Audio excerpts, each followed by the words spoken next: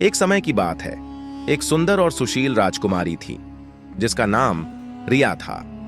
वह एक शक्तिशाली राज्य की राजकुमारी थी जिसके पिता एक न्यायप्रिय और दयालु राजा थे।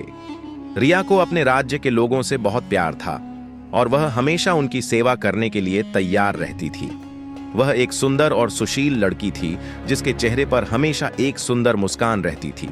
एक दिन रिया के राज्य में दो युवक आए जिनका नाम अर्जुन और कर्ण था। अर्जुन एक साहसी और बहादुर युवक था जो अपने देश की रक्षा करने के लिए आया था।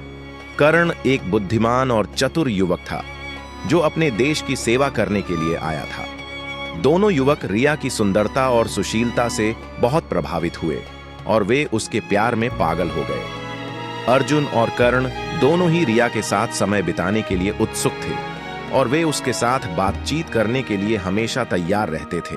रिया भी अर्जुन और कर्ण से प्रभावित हुई और वह उनके साहस, बहादुरी और बुद्धिमत्ता से बहुत प्रसन्न हुई। वह अर्जुन और कर्ण के साथ समय बिताने के लिए उत्सुक थी और वह उनके साथ बातचीत करने के लिए हमेशा तैयार रहती थी। लेकिन रिया को यह तय करना मुश्किल था कि वह किसे चुने। अर्जुन की बहादुरी और साहस उसे बहुत पसंद थे, लेकिन कर्ण की बुद्धिमत्ता और चतुरता उसे भी बहुत आकर्षित करती थी। एक दिन रिया ने अर्जुन और कर्ण को एक साथ बुलाया और उनसे कहा, मैं तुम दोनों से बहुत प्यार करती हूँ, लेकिन मैं यह तय नहीं कर पा रही हूँ कि मैं किसे चुनूं।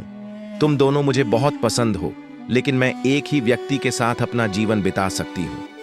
अर्जुन और कर्ण ने रिया की बात सुनी और उन्होंने कहा, हम तुम्हारे लिए कुछ भी कर सकते हैं, लेकिन हम तुम्हें यह तय करने में मदद नहीं कर सकते हैं कि तुम किसे चुनो।